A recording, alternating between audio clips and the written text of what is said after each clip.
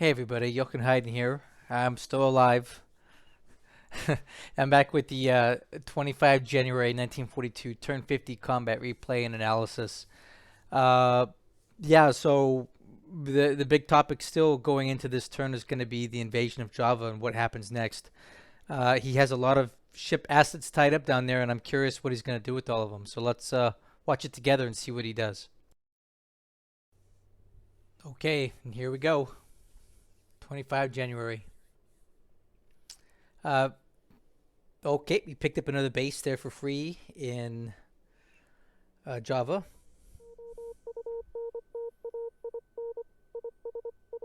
I think I need to slow down some of these messages. They're kind of scrolling by a little too fast for me. Oh, oh, wow. There's a lot going on right here. So, okay, so let's just digest what we just heard. I heard a ship hitting a mine. Okay. And it wasn't my ship hitting a mine.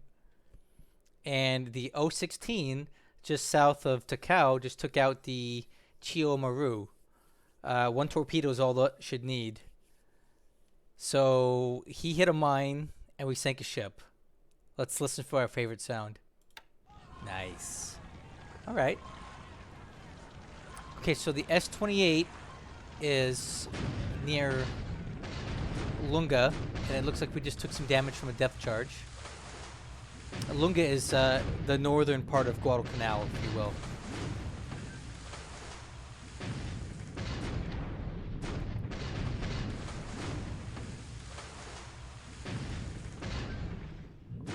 Ooh, yeah, ooh, this ain't good, guys.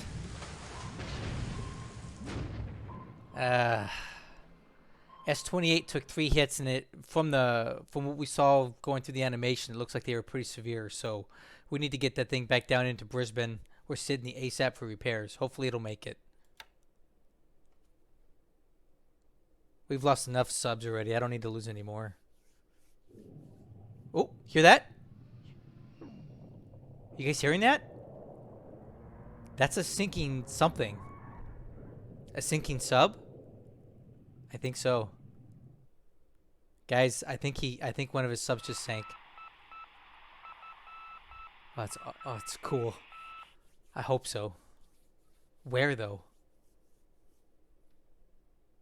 Okay, now we're gonna have to endure a lot of airstrikes in China, I'm sure. Wow, a lot of weird sightings out there. How accurate these are, I don't know. Chiyoda? Oh! PBY Catalina has reported that it bombed the Chiyoda. Nice. Okay, let's see how this goes. I have 0 expectations. Oh, 39,000 feet. Lodrik, you're such a classy guy. What a bunch of crap. He's sweeping at 39,000 feet because that's what his planes can do. That's so stupid. Whatever. It's fine. It's just cheesy, you know? Hey, I guess I'd be doing the same thing, right? I really shouldn't be talking too much trash here because I'm sure if I had planes that could come in at 39,000 feet, I'd do the same thing, right? So who am I to be criticizing him? We never made a rule against it, so I need to stop complaining about it. Alright, I don't want to sit here all day watching this slaughter, so let's just get to the point. Yeah, that was pretty bad. So, we allegedly lost 4 aircraft to his 1 Oscar, which is just stupid. It said 11,000 feet. He came in at 39,000 feet. I saw that. I saw 39,000 feet. Okay, Sion, sweep. Palembang. Oh, man. Lights out for these guys. These zeros are going to just eat them alive. And there goes the Dutch Air Force in Palembang. Once the zeros showed up, it was game over. And the daily raid on Clark, targeting the airfield.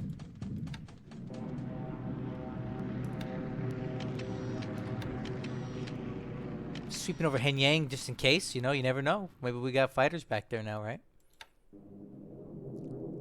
Alright, now he's bombing Henyang again. With a big raid. Wow! Woo! Look at those casualties. That's tough. And there's nothing we can do about it because it's you know, it's clear terrain there. So we're just gonna, if we want to keep it occupied, we're gonna be subjected to those kind of losses. Another Clark Field raid.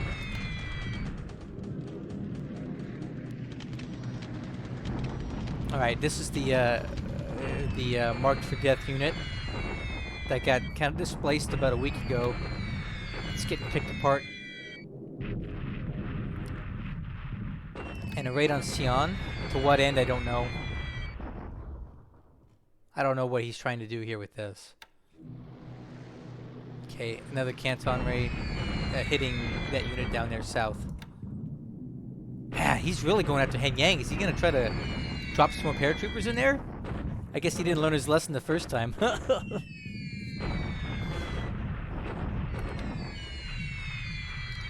Look at that. 7 squads taken out. These are the guys that are just kind of left over from getting pushed all over Sarawak. So I have them moving towards Pontianak because why not? But I don't know if they're even going to make it. Yeah, this rate. Look at this. Look at this. Yikes.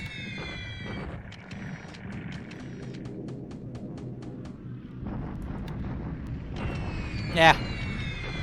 Nothing there. He really wants Henyang. I'm curious as to what, like to what end, you know? Like, is he can take everything out there, but if he can't get there, what's the point?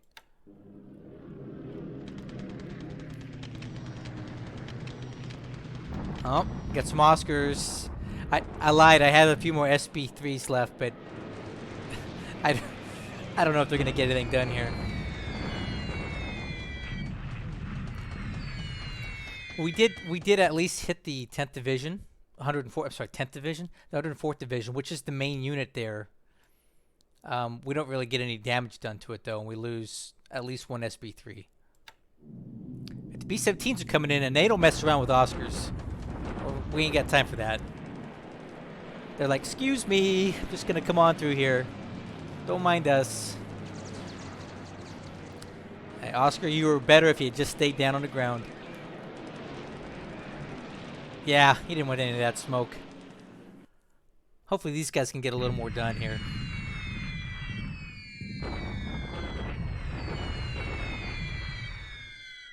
Alright, so we somehow had 6 damage, which seems kind of silly, but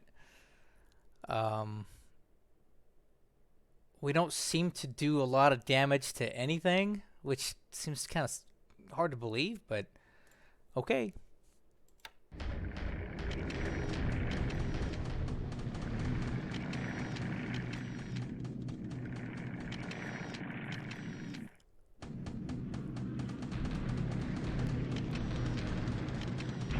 Well, there's nothing really left at Palembang to sweep, so... Okay, so that's the AM phase. Now we're going to go into the PM phase, and I'm sure we'll have to endure a lot more nonsense in China. Oh, you guys see some subs? I see some subs. Anybody want to go sub hunting?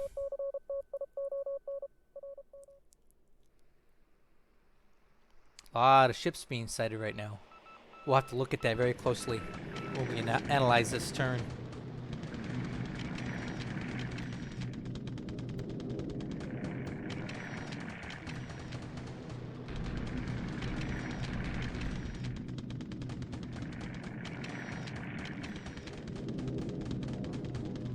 Okay, so no more raids this turn.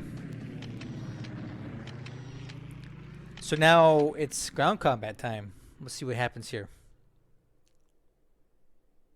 Whoa! I didn't see that coming. Amphibious assault. Wow, he managed to get a landing force into Sinabang, and I never even saw it coming. Okay, so now he's at Aitape. So he's just working his way down the coast of New Guinea. and he's also landing at Manus. He's really picking up the pace here on capturing these bases.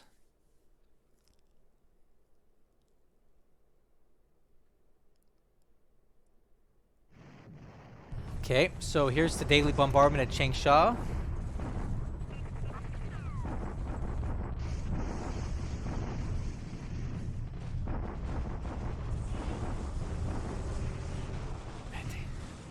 And we take some casualties, oh well. Not the end of the world for me.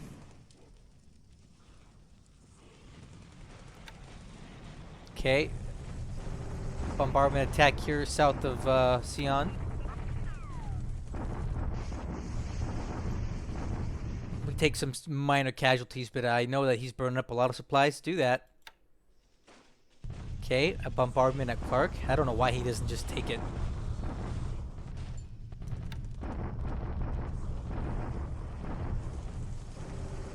I don't know what he's doing, man. Okay, this is us. I'm trying to work down Lodrik here at Kukong. I'd love to start to take some of these guys out already.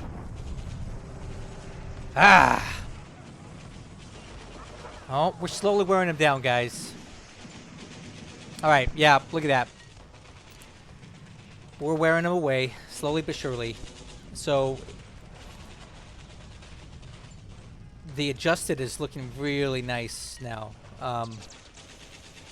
We started with 1708, he had 310.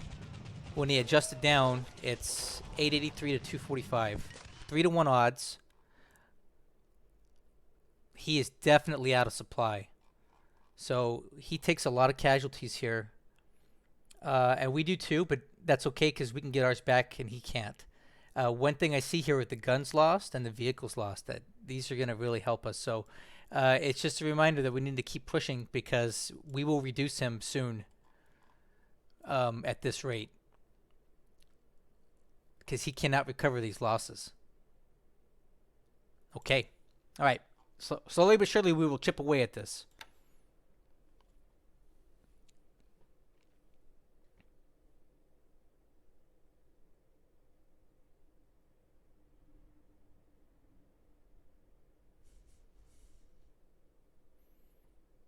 Not the worst thing ever, you know?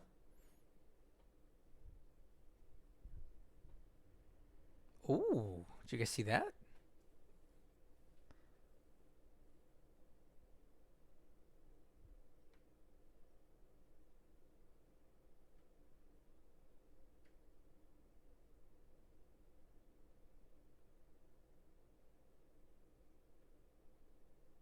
Okay, looks like we're getting a few more ships here. These are just units that I'm transferring.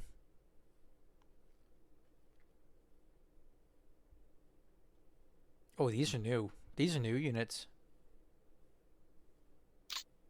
Okay, not the worst turn ever.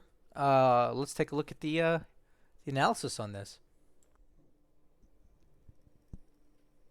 Okay, guys, so let's take a look at the numbers here. All right, starting with aircraft losses forward today. Another not great day for us, 15 versus 7. If we look here, our Dutch Brewster Buffaloes continue to disappoint. Utterly useless.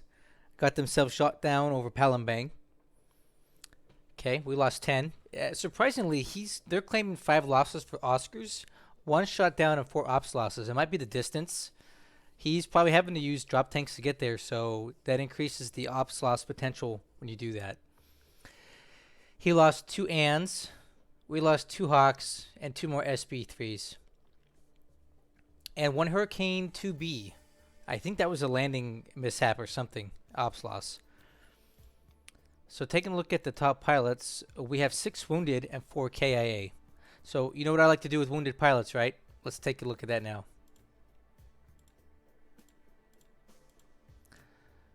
Let's see what we got here.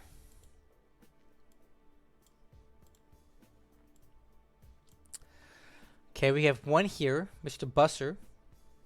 We'll send him back to the reserve and see if we can get him a release date. Let's see if we can see him now.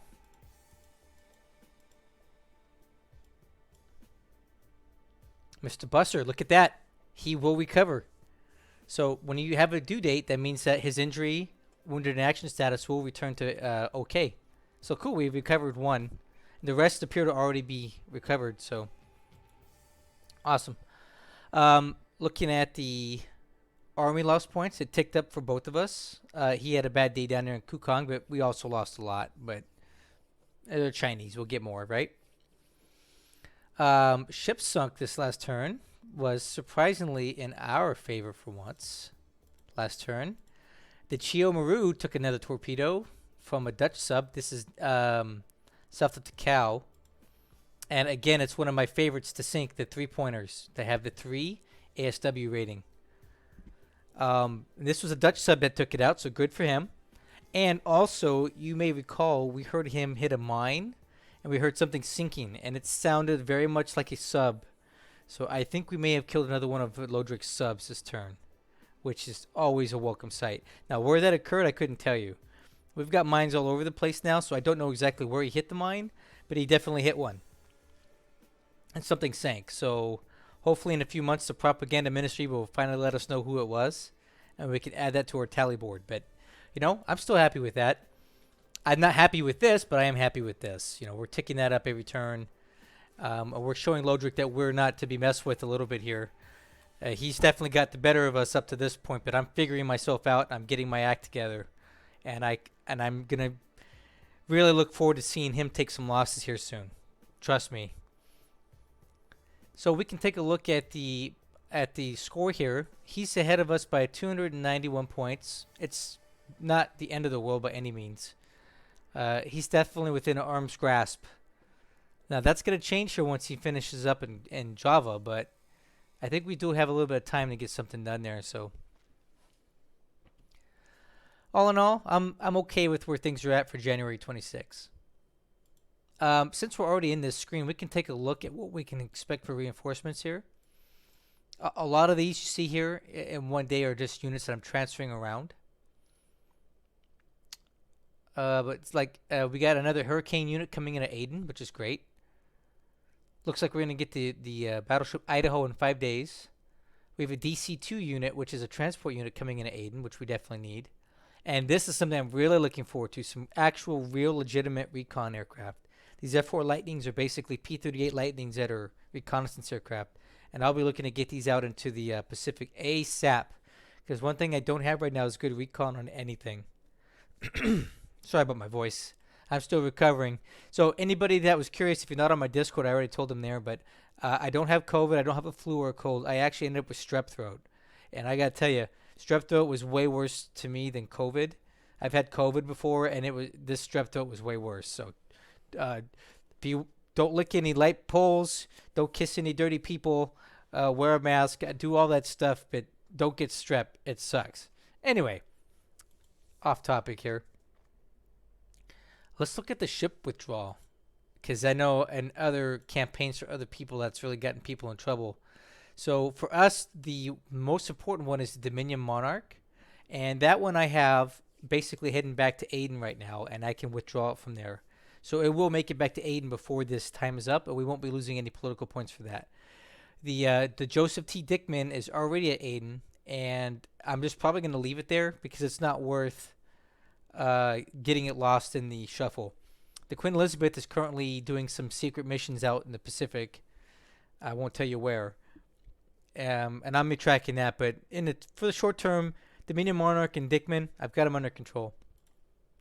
Ship availability, and let's take a look at this in the next few days. And this is going to be kind of interesting. We're going to get the cruiser Sumatra at Surabaya in 1 day. But my question to you is, are we going to have Surabaya in 1 day? I don't know. He may be in there in a day, so we may or may not be able to rescue this cruiser out of there in time. It's going to be dicey. I kind of wish this wasn't happening, but it is. So for all my Dutch fans out there, Arno, I'm talking to you. It's going to be a touch and go here with the cruiser Sumatra. We may or may not be able to rescue it. Other than that, we got a lot of AKs, APs, and a couple tankers coming in the next few days. We have the Idaho coming in 5 days. some motor launches in Karachi, which aren't that useful to me.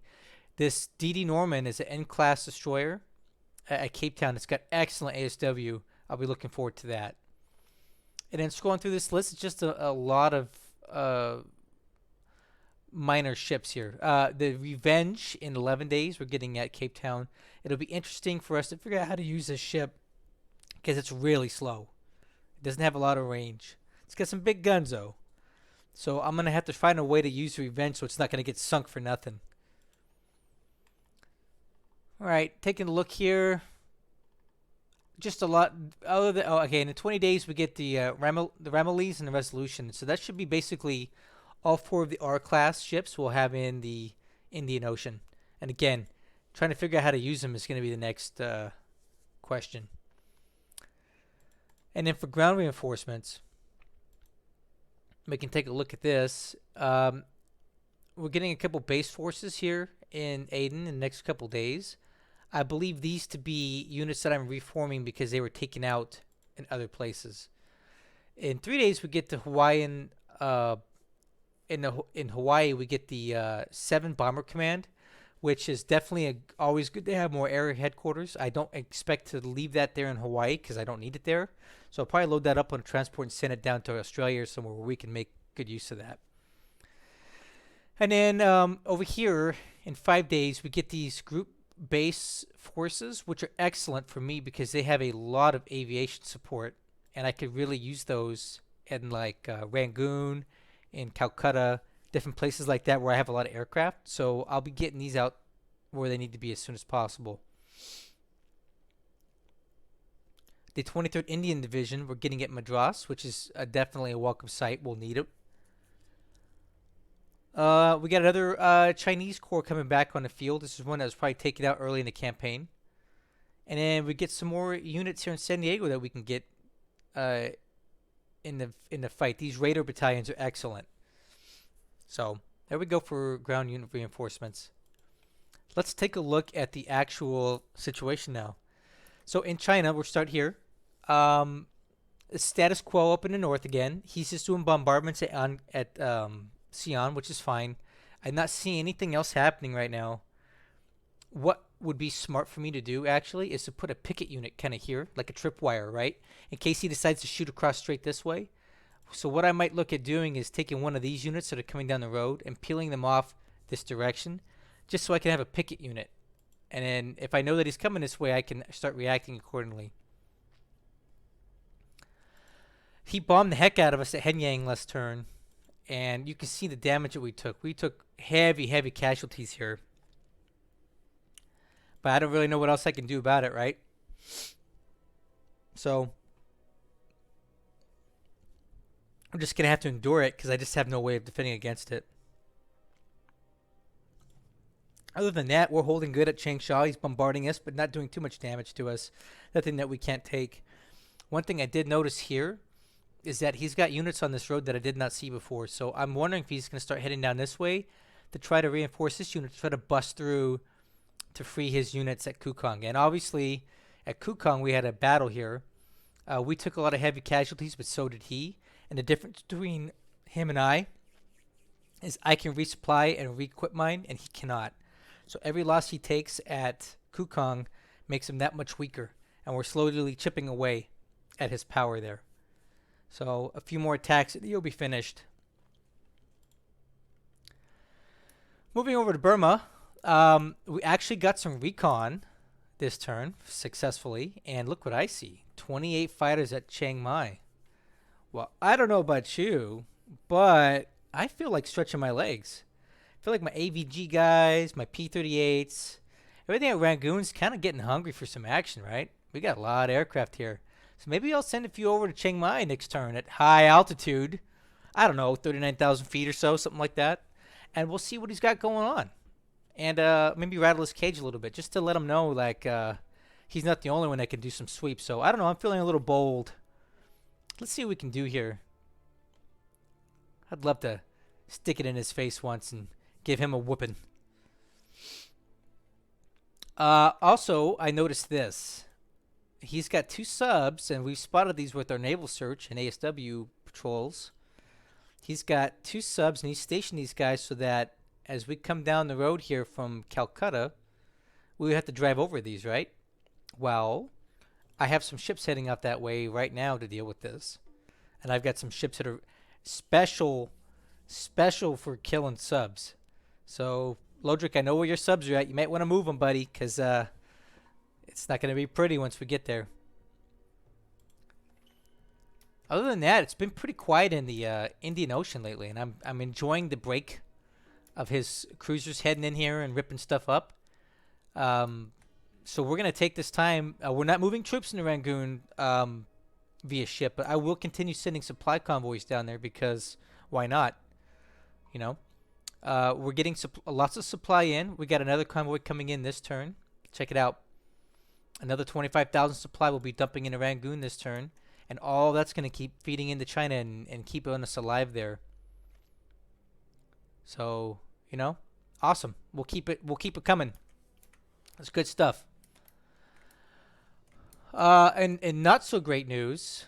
He just landed at Sinbang, and we never saw that coming. Despite quite a bit of naval search in the area, we did not spot that. So it is a little concerning that he was able to get all the way to here without me seeing it.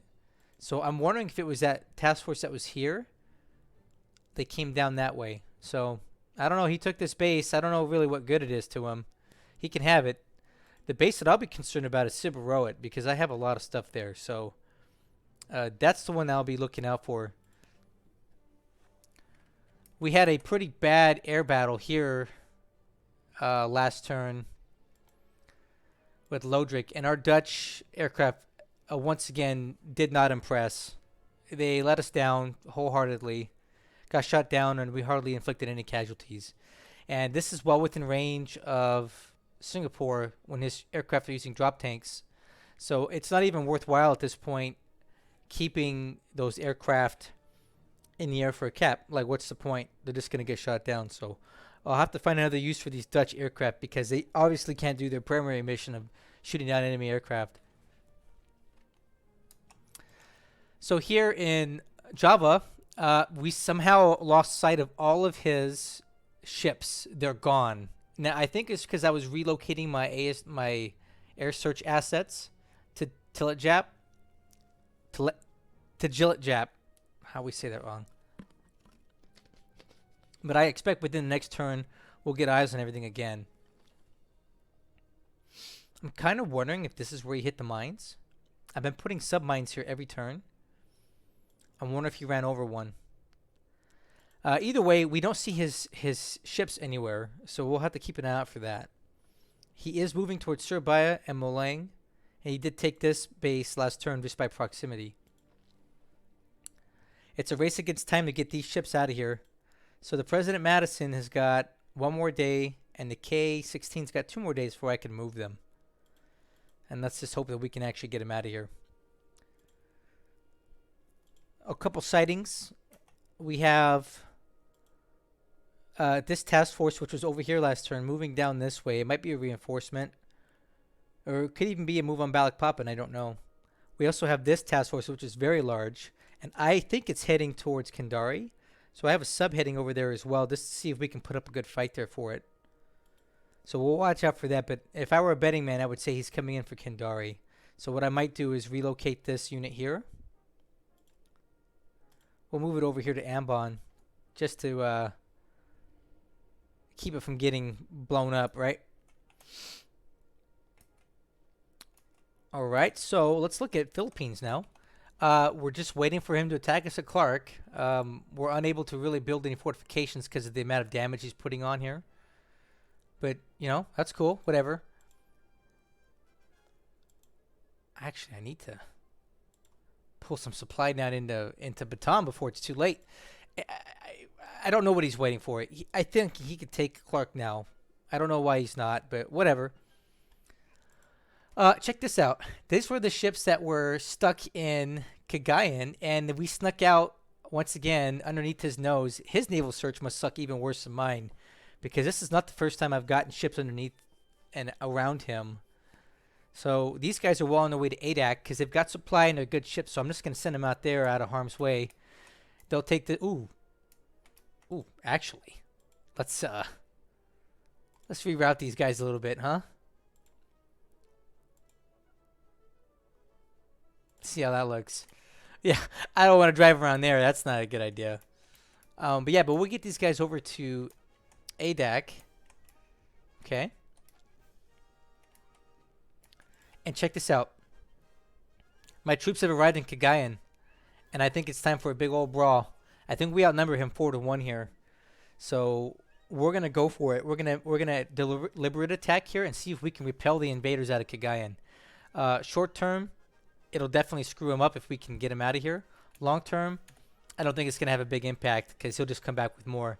But what a great moral victory if our troops on Cagayan could reduce these guys. So we'll see what we can do with that.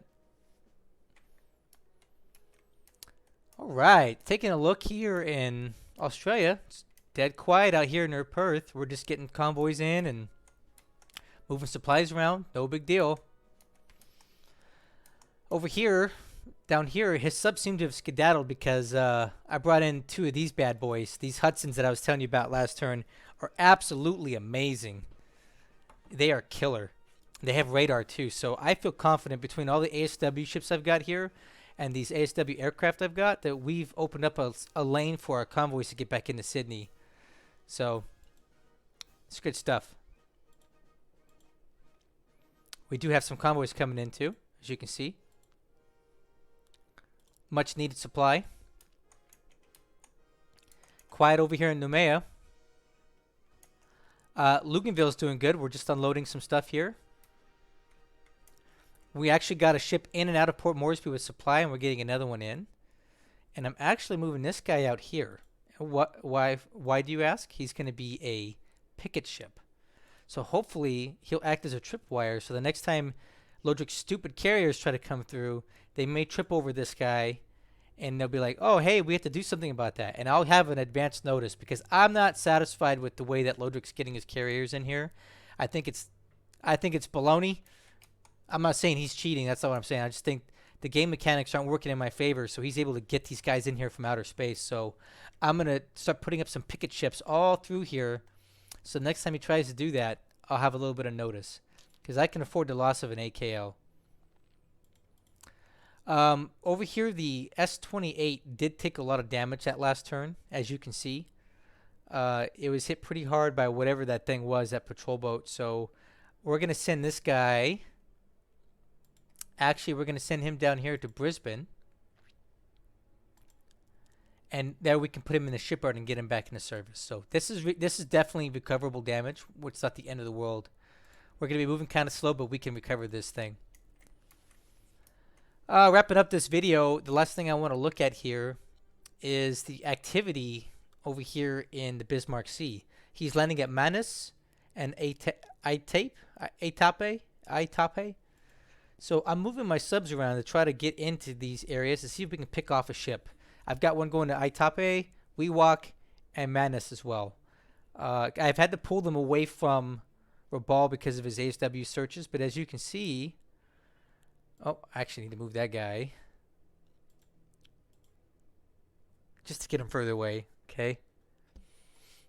This is actually going to be a transport for when this last little bit of the Lark Battalion is ready, and we can bring him back to Port Moresby. The rest of our subs, though, as we've pulled them away, are no longer spotted. So we just need to get some distance between Rabal. We can't hug it very closely anymore.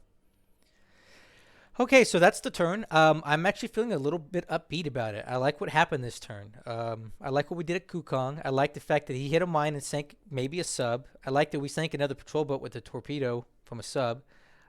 That's good stuff for me. I don't like what the Dutch Air Force did to me in Sumatra, but you know what? That's kind of to be expected, I guess. It's par for the course with those clowns, but you know, I've got better stuff happening this turn, and I think we're going to actually stick it to Lodrik a little bit now. I think he's going to be in for a rude awakening when we hit Chiang Mai there.